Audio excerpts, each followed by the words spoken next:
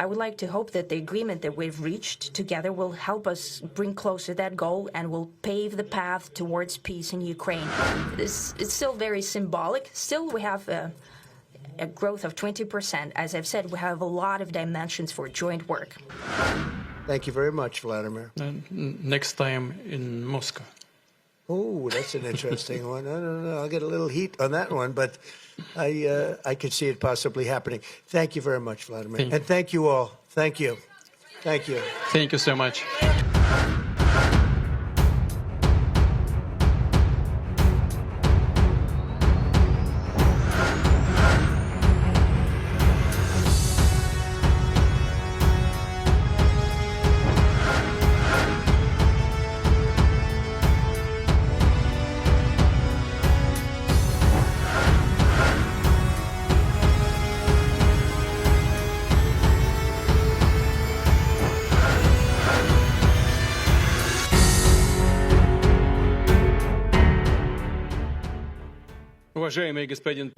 Mr. President, ladies and gentlemen, our negotiations have been held in a constructive atmosphere of mutual respect. We have very thorough negotiations that were quite useful. I would like to thank once again my American counterpart for the proposal to travel out here to Alaska. It only makes sense that we've met here, because our countries, though separated by the oceans, are close neighbors. So when we've met, when I came out of the plane and I've said, "Good afternoon, dear neighbor. Very good to see you. In good health and to see you alive." I think that is very neighborly.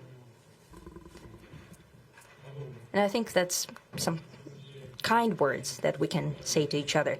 We're separated by the Strait of Bering, though there are 2 islands only between the Russian island and the U.S. island. They're only 4 kilometers apart. We're close neighbors, and it's a fact. It's also important that Alaska has to do with our common heritage, common history between Russia and the U.S., and many positive events have to do with that territory.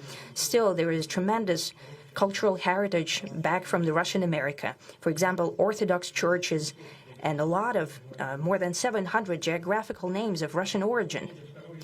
During the Second World War, it was here in Alaska that was the origin of the legendary air bridge for the supply of military aircraft and other equipment under the Lend-Lease program.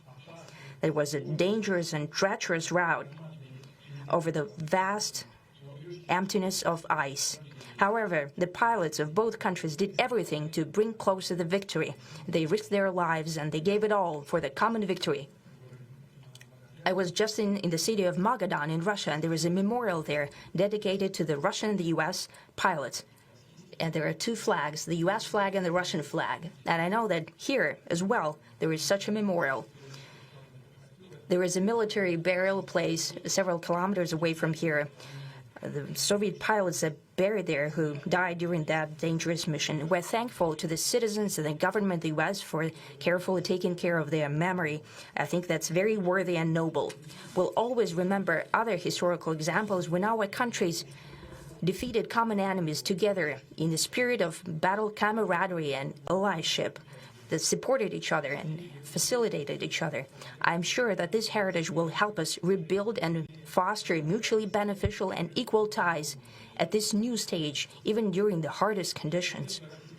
It is known that there have been no summits between Russia and the U.S. for 4 years, and that's a long time. This time was very hard for bilateral relations, and let's be frank, they have fallen to the lowest point since the Cold War. I think that's not benefiting our countries and the world as a whole. It is apparent that sooner or later we had to amend the situation to move on from the confrontation to dialogue. And in this case, a personal meeting between the heads of state has been long overdue. Naturally, under the condition of serious and painstaking work, and this work has been done in general. Me and President Trump have very good direct contact. We've spoken multiple times. We spoke frankly on the phone. And Special Envoy of the president, Mr. Witkoff, traveled out to Russia several times. Our advisors and heads of foreign ministries kept in touch all the time. And you know fully well that one of the central issues was the situation around Ukraine. We see the strive of the administration and President Trump personally to help facilitate the resolution of the Ukrainian conflict. And his strive to get to the crux of the matter, to understand this history, is precious. As I've said, the situation in Ukraine has to do with fundamental threats to our security. Moreover, we've always considered the Ukrainian nation, and I've said it multiple times, a brotherly nation, however strange it may sound in these conditions. We have the same roots, and everything that's happening is a tragedy for us and terrible wound. Therefore, the country is sincerely interested in putting an end to it.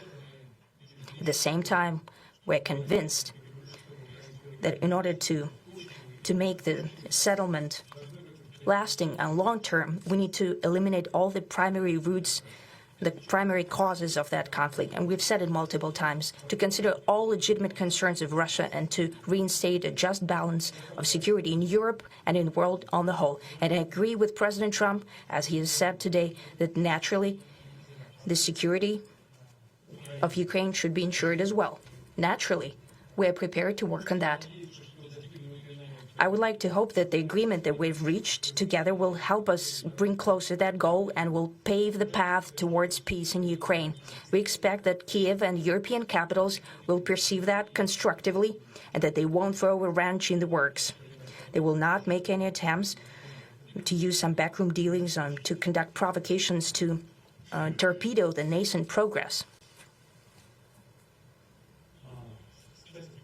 Incidentally, when the new administration came to power, bilateral trade started to grow. It's still very symbolic. Still, we have a growth of 20%. As I've said, we have a lot of dimensions for joint work. It is clear that the U.S. and Russian investment and business cooperation has tremendous potential. Russia and the U.S. can offer each other so much in trade, digital, high-tech, and in space exploration. We see that Arctic cooperation is also very possible, and our international context, for example, between the Far East of Russia and the West Coast of the U.S. Overall, it's very important for our countries to turn the page, to go back to cooperation. It is symbolic that not far away from here, at the border between Russia and the U.S., there was a so-called international date line. I think you can step over, literally, from yesterday into tomorrow. And I hope we'll succeed in that, in political sphere. I would like to thank President Trump for our joint work, for the well-wishing and trustworthy tone of our conversation. It's important that both sides are result-oriented, and we see that the President of the U.S. has a very clear idea of what he would like to achieve. He sincerely cares about prosperity of his nation. Still, he understands that Russia has its own national interests. I expect that today's agreements will be the starting point, not only for the solution of the Ukrainian issue, but also will help us bring back business-like and pragmatic relations between Russia and the U.S. And in the end, I would like to add one more thing. I'd like to remind you that in 2022, during the last contact with the previous administration, I tried to convince my previous American colleague that the situation should not be brought to the point of no return when it would come to hostilities. And I said it quite directly back then, that it's a big mistake. Today, when President Trump saying that if he was the president back then, there will be no war. And I'm quite sure that it would indeed be so. I can confirm that. I think that overall, me and President Trump have built a very good, business-like and trustworthy contact.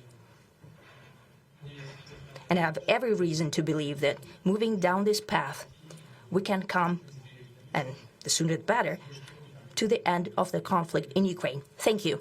Thank you. Well, thank you very much, Mr. President. That was very profound. And I will say that I believe we had a very productive meeting. There were many, many points that we agreed on, most of them, I would say, a couple of big ones, that we haven't quite gotten there, but we've made some headway. So there's no deal until there's a deal. I will call up NATO in a little while. I will call up the various people that I think are appropriate, and I'll, of course, call up President Zelensky and tell him about today's meeting. It's ultimately up to them. They're going to have to agree with what Marco and Steve and some of the great people from the Trump administration who've come here, Scott and John Radcliffe. Thank you very much. But we have some of our really great leaders. They've been doing a phenomenal job.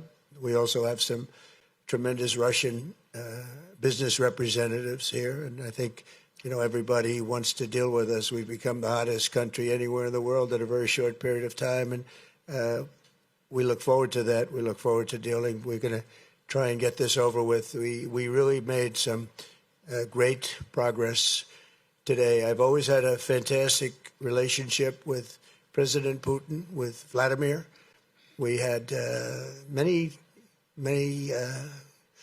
tough meetings, good meetings. We were interfered with by the Russia hoax. That made it a little bit tougher to deal with, but he understood it.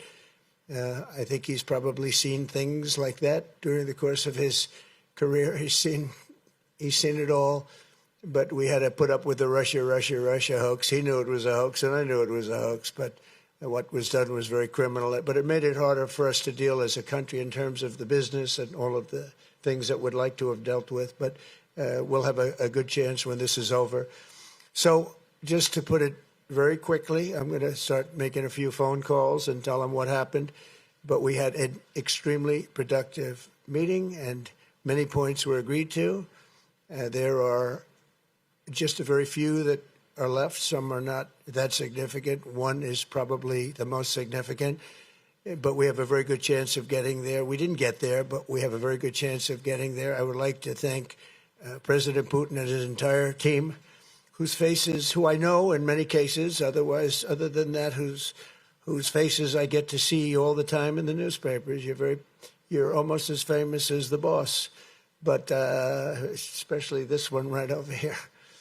But we had some good meetings over the years, right? Good, productive meetings over the years, and we hope to have that in the future. But let's do the most productive one right now. We're going to stop really 5, 6, 7,000, thousands of people a week from being killed, and President Putin wants to see that as much as I do. So, again, Mr. President, I'd like to thank you very much, and we'll speak to you very soon and probably see you again very soon. Thank you very much, Vladimir. Next time in Moscow. Oh, that's an interesting one. I don't know. I'll get a little heat on that one, but I could see it possibly happening. Thank you very much, Vladimir. And thank you all. Thank you. Thank you. Thank you so much.